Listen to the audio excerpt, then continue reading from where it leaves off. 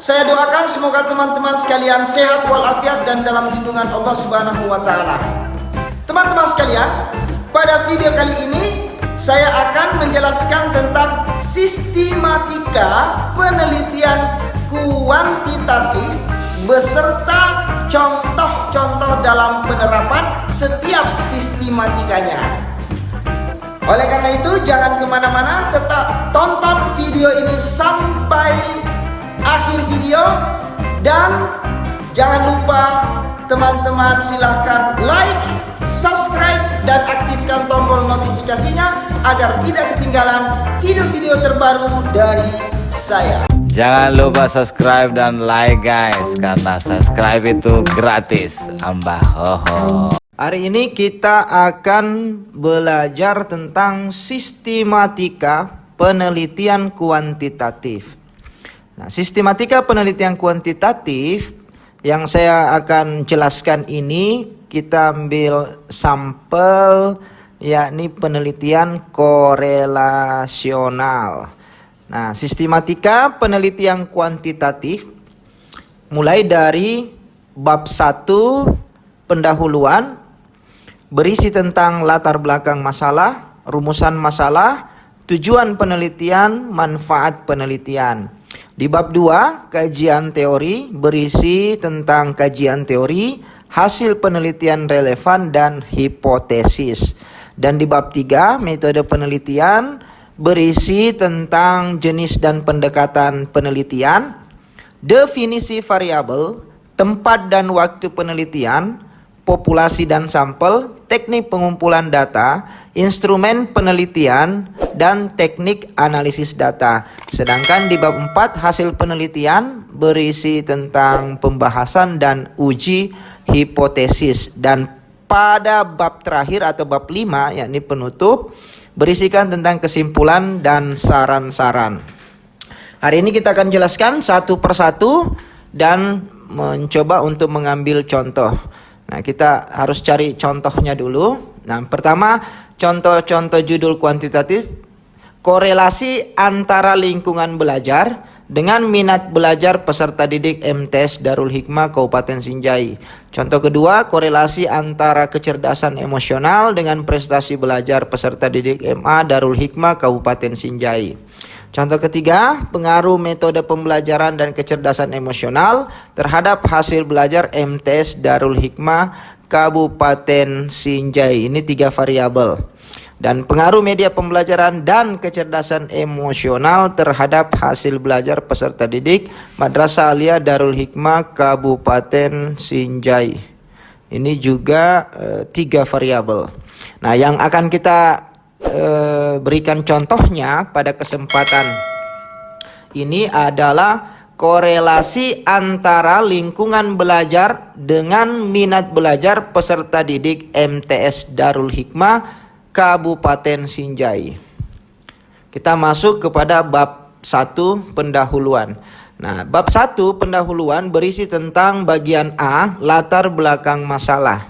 Apa yang mesti ada di latar belakang masalah kita? Yang pertama, ada kesenjangan antara kondisi yang diharapkan atau kondisi yang seharusnya terjadi, atau bahasa lainnya disebut sebagai dasolen, dan kondisi yang sesungguhnya terjadi atau realitas, atau biasa disebut dalam penelitian dasen. Jadi ada kesenjangan, ada pautan antara dasolen dan dasen. Itu harus ada dalam bentuk narasi, dalam bentuk paragraf yang ada di latar belakang masalah. Yang kedua, terdapat juga 2 macam kesenjangan. Yang pertama, antara kesenjangan secara teoritis atau konseptual yang diperoleh dari kajian pustaka, dan kesenjangan praktis atau kontekstual yang diperoleh dari fenomena di lapangan. Berarti ada masalah yang harus kita uraikan di latar belakang masalah. Dan yang terakhir, yang mesti ada di latar belakang masalah adalah alasan memilih judul tersebut. Apa yang menjadi dasar pemilihan judul? Karena tertarikkah, atau masalah sedang mengemuka, atau penting, atau bermanfaat untuk diteliti, atau masalah tersebut jika tidak dipecahkan atau jika tidak diteliti, bahasa ekstrimnya adalah kiamat dunia ini jika hal itu tidak diteliti. Saking pentingnya sebuah persoalan dalam penelitian itu untuk diteliti. Nah, selanjutnya bagian B. Di bagian B kita rumuskan masalahnya. Apa yang mesti harus ada di rumusan masalah? Nah, di rumusan masalah itu dinyatakan dengan kalimat tanya atau hal yang akan menjadi pokok pembicaraan dan yang akan kita analisis. Contohnya, tadi judulnya korelasi lingkungan belajar dengan minat belajar. Maka rumusan masalahnya adalah yang pertama, apakah lingkungan belajar memiliki korelasi dengan minat belajar peserta didik MTS Darul Hikmah Kabupaten Sinjai? Yang kedua, berapakah besaran korelasi lingkungan belajar dengan minat belajar peserta didik MTS Darul Hikmah Kabupaten Sinjai? Boleh juga nanti dikasih peserta didik di MTS Darul Hikmah Kabupaten Sinjai. Selanjutnya tujuan penelitian. Nah, tujuan penelitian kita jika rumusan masalahnya 2, maka tujuan penelitiannya juga 2. Nah, karena ini adalah penelitian untuk membuktikan teori, maka tujuan penelitiannya adalah untuk membuktikan bahwa lingkungan belajar memiliki korelasi dengan minat belajar peserta didik MTS Darul Hikmah Kabupaten Sinjai. Yang kedua, untuk mengetahui besaran korelasi lingkungan belajar dengan minat belajar peserta didik MTS Darul Hikmah Kabupaten Sinjai. Saya juga sampaikan bahwasanya di tujuan penelitian itu dalam bentuk kalimat pernyataan. Jika rumusan masalahnya 2, maka tujuan penelitiannya juga harus 2. Selanjutnya manfaat penelitian. Manfaat penelitian minimal menjelaskan ada 2, manfaat teoritis dan manfaat praktis. Contohnya manfaat teoritis penelitian ini adalah misalnya untuk pengembangan ilmu pengetahuan atau untuk memberikan informasi terhadap pengembangan pengetahuan. Nah, kemudian yang kedua, manfaat praktis penelitian ini. Manfaat praktis itu bagi siapa? Misalnya bagi guru. Apa manfaatnya bagi guru terhadap penelitian kita? Apa manfaatnya bagi siswa? Apa manfaatnya bagi praktisi? Dan apa manfaatnya untuk peneliti yang selanjutnya? Contohnya manfaat untuk peneliti selanjutnya, karena keterbatasan penelitian kita bisa dijadikan sebagai rujukan untuk mengantar proses penelitian selanjutnya bagi peneliti-peneliti. Kemudian di bab 2 kajian teori. Nah, di bab 2 kajian teori tadi sistematikanya yang pertama adalah kajian teori, yang kedua tadi adalah penelitian yang relevan, dan yang ketiga hipotesis. Nah, kita bahas dulu yang pertama, kajian teori. Apa isinya di kajian teori? Di kajian teori berisikan tentang kutipan teori-teori sebagai tolak ukur atau pernyataan para pakar atau pendapat-pendapat yang diperoleh dari berbagai literatur dan hasil pengkajian dari berbagai rujukan. Berarti hal tersebut telah diuji oleh orang lain. Nah, contohnya di kajian teori nomor 1, teori lingkungan belajar. Karena variabelnya tadi ada 2, lingkungan belajar dan minat belajar. Nah, bagian pertama teori lingkungan belajar dan bagian kedua teori minat belajar. Nah, yang terpenting di kajian teori ini adalah pertama pengertian lingkungan belajar, ruang lingkup lingkungan belajar, kemudian indikator-indikator lingkungan belajar. Karena indikator inilah nanti yang akan diukur. Itu apakah terdapat korelasi atau tidak. Begitu pula minat belajar, indikatornya juga harus jelas. Itu bab 2 kajian teori di bagian pertama. Selanjutnya di bagian kedua hasil penelitian yang relevan. Nah, isi dari hasil penelitian relevan adalah hasil-hasil penelitian yang relevan atau yang berkaitan atau ada atau keterhubungannya dengan penelitian kita, atau merupakan review terhadap hasil-hasil penelitian terdahulu yang ada kaitannya dengan masalah pokok yang akan dibahas. Nah, hasil-hasil penelitian relevan yang dimaksud untuk menjelaskan bahwa pokok persoalan yang akan dibahas belum pernah juga dibahas atau diteliti oleh penulis sebelumnya, atau kajiannya berbeda dengan fokus kajian yang akan dilakukan. Dan ingat, di hasil penelitian relevan itu harus kita sampaikan perbedaan dengan penelitian sebelumnya dan originalitas karya kita dan signifikansinya dengan peneliti-peneliti yang akan para peneliti-peneliti yang telah dilakukan sebelumnya. Contohnya di hasil penelitian referensi itu misalnya Ismail Hasan, judul penelitiannya ini, hasil penelitiannya dan seterusnya. Nah, bisa diambil dari makalahnya, bisa diambil dari artikel atau jurnalnya, bisa diambil dari skripsinya kah, atau tesisnya atau disertasinya. Yang jelas hasil penelitian itu relevan dengan apa yang akan kita teliti. Selanjutnya hipotesis. Nah, hipotesis karena ini adalah penelitian korelasi, maka hipotesisnya disebut dengan hipotesis asosiatif atau dirumuskan secara naratif berdasarkan kerangka berpikir penelitian dan landasan teori yang telah dipilih atau berdasarkan variabel. Nah, contoh isinya di sini di hipotesis H0 tidak terdapat korelasi antara lingkungan belajar dengan minat belajar peserta didik MTs Darul Hikmah Kabupaten Sinjai.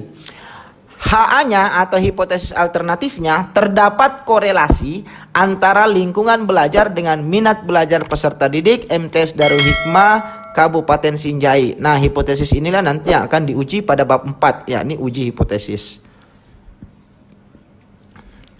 Di bab 3 metode penelitian. Yang pertama bagian A, jenis dan pendekatan penelitian.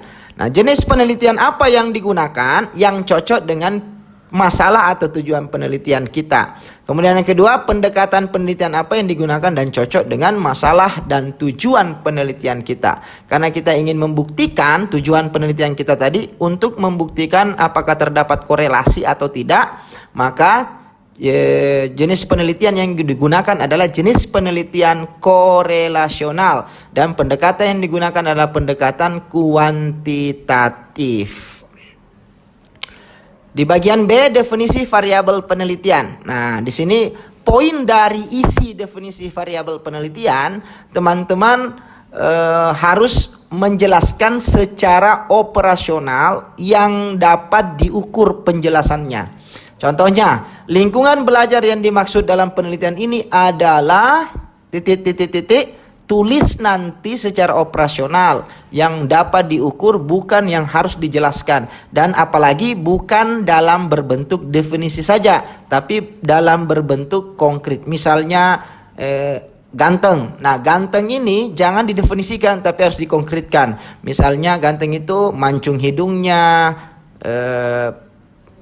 kulitnya berwarna putih, alisnya tebal, mukanya oval, dagunya terbelah. Nah, seperti itulah kira-kira kata-kata secara operasional. Nah, karena di sini ada dua variabel, lingkungan belajar dan minat belajar, maka kedua variabel itu kita harus operasionalkan setiap variabel yang akan kita teliti. Jadi minat belajar yang dimaksud dalam penelitian ini adalah sebagai berikut. Nah, tulis secara operasional dan diambil dari indikator-indikator yang kita sudah kembangkan. Dan indikator itu nanti bisa dilihat di kisi-kisi instrumen di video saya sebelumnya, bagaimana cara membuat dan menyusun indikator-indikator.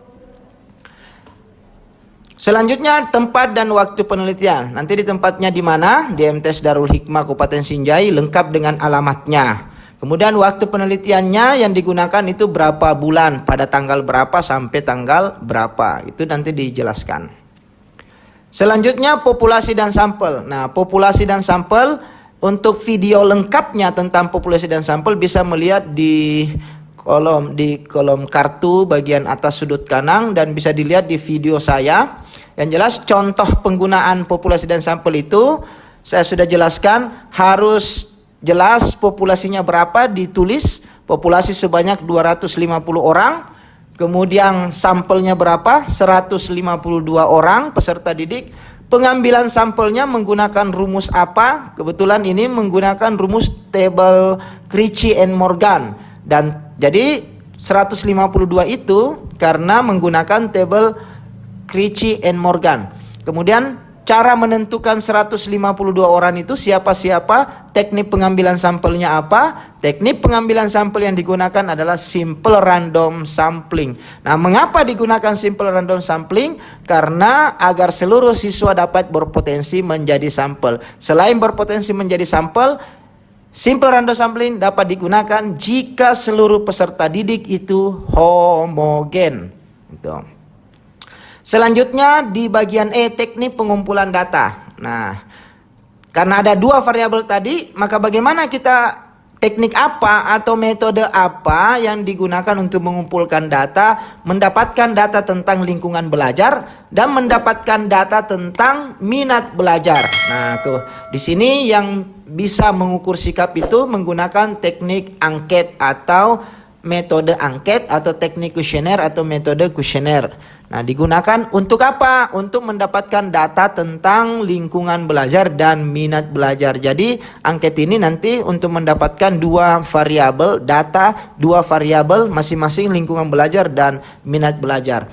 Kemudian teknik pengumpulan dokumen digunakan untuk mendapatkan data tentang nama, NIM, serta identitas peserta didik MTS Darul Hikmah Lenggo-Lenggo. Jadi ada dua teknik yang digunakan. Teknik angket untuk mendapatkan data lingkungan belajar dan minat belajar. Dan yang kedua teknik dokumen digunakan untuk mendapatkan data identitas tentang sampel yang akan diteliti. Selanjutnya instrumen penelitian. Instrumen penelitian yang digunakan ini berdasarkan judul ya yang telah ditetapkan. Karena tadi metodenya angket atau kuesioner, maka instrumennya disebut lembar kuesioner atau lembar angket. Nah, di sini harus disebut skala yang digunakan dalam lembar angket adalah skala Likert. Yaitu sangat setuju, setuju, ragu-ragu, tidak setuju, dan sangat tidak setuju.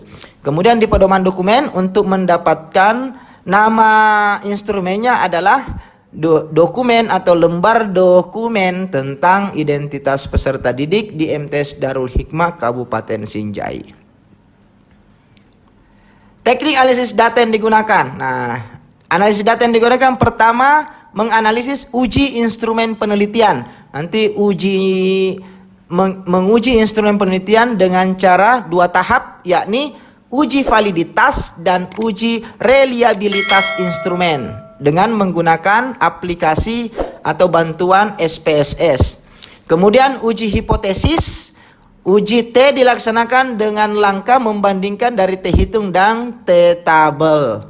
Kemudian yang ketiga, analisis data yang digunakan adalah analisis data korelasional dikarenakan fokus penelitian ini untuk mengetahui korelasi antar variabel, yaitu korelasi lingkungan belajar dengan minat belajar. Nah, teknik analisis data menggunakan bantuan program SPSS atau dengan menggunakan rumus korelasional product moment. Ini kalau teman-teman ingin menggunakan secara manual menggunakan rumus product moment. Tapi jika ingin dapat bantuan menggunakan software atau aplikasi, maka tinggal menggunakan SPSS. Dapat juga melihat nanti video saya yang saya sudah buat tentang analisis korelasional bivariat. Itu bisa nanti dilihat di situ bagaimana mengaplikasikan SPSS versi 23. Kemudian di bab 4 hasil penelitian di pembahasan. Nah, yang kita bahas yang pertama mendeskripsikan dulu variabel penelitian. Variabel X-nya adalah lingkungan belajar, variabel Y-nya adalah minat belajar. Nah, lingkungan belajar yang dimaksud adalah bla bla bla bla. Nah, adapun indikatornya bla bla bla bla dan seterusnya. Setelah itu deskripsi sampel penelitian. Nah, sampel penelitiannya terdiri atas ini, kalau perlu dalam bentuk tabulasi, namanya, nomor induk siswanya, tempat tanggal lahirnya dan seterusnya, umurnya, jenis kelaminnya. Nah, terus deskripsi output SPSS tadi setelah dianalisis menggunakan analisis korelasi bivariat. Itu nanti akan keluar di situ output SPSS-nya, nanti dijelaskan. Misalnya tabel deskriptif, apa maksudnya dan seterusnya. Itu dapat dilihat di video analisis data yang saya sudah buat di channel Ismail Hasan. Kemudian bagian B, uji instrumen penelitian. Nanti sistematikanya satu, uji validitas instrumen. Apakah instrumennya valid atau tidak. Kemudian uji reliabilitas instrumen, apakah instrumennya reliable, konsisten atau tidak. Nah, kemudian yang terakhir uji hipotesis. Nah, langkah-langkah menghitung korelasi product moment adalah, jadi KPM ini adalah korelasi product moment. Adalah yang satu, merumuskan hipotesis. kemudian menentukan taraf signifikansi, kemudian menghitung korelasi produk momen dengan rumus, kemudian mengambil kesimpulan dengan ketentuan. Jika T hitung lebih besar dari T tabel, maka variabelnya korelasi antar variabel adalah signifikan. Jika T hitung lebih kecil dari T tabel, maka korelasi antar variabel X dan Y adalah tidak signifikan. Dan yang terakhir di bab penutup, cara membuat kesimpulan. Karena tadi rumusan masalahnya 2 dan tujuannya 2 dalam penelitian kita, maka kesimpulan yang pertama, lingkungan belajar menanyakan tentang lingkungan belajar berkorelasi dengan minat belajar peserta didik. Jika dia berkorelasi, berdasarkan nilai korelasinya bagaimana gitu, atau berdasarkan hasil uji hipotesis. Nah, yang kedua, besaran korelasi lingkungan belajar, karena besarannya tadi juga ditanyakan di rumusan masalah, maka dijawab di kesimpulan. Besaran korelasi lingkungan belajar dengan minat belajar peserta didik Kabupaten Sinjai adalah atau sebesar berapa, nanti akan ada nilainya. Kemudian yang terakhir, saran-saran. Nah, di saran-saran ini boleh memberikan saran kepada guru, boleh memberikan saran kepada siswa, dan boleh memberikan saran ke penelitian berikutnya. Apa sarannya kepada guru dan apa sarannya kepada siswa, serta saran kepada peneliti berikutnya jika misalnya masih ada yang belum kita teliti atau indikatornya tidak komplit atau tidak komprehensif, ada sub-sub komponen dari variabel itu yang belum kita teliti, maka itu bisa kita rekomendasikan ke penelitian berikutnya jika sesuai dengan yang akan diteliti oleh peneliti berikutnya, yakni lingkungan belajar atau minat belajar. Dan daftar pustaka, dan cara pembuatan daftar pustaka, nama dulu, baru judul, baru cetakan Yogyakarta, kemudian siapa penerbitnya dan tahun berapa diterbitkan. Ini berdasarkan masing-masing perguruan tinggi, karena setiap perguruan tinggi memiliki gaya selingkung masing-masing dalam membuat dan menyusun daftar pustaka.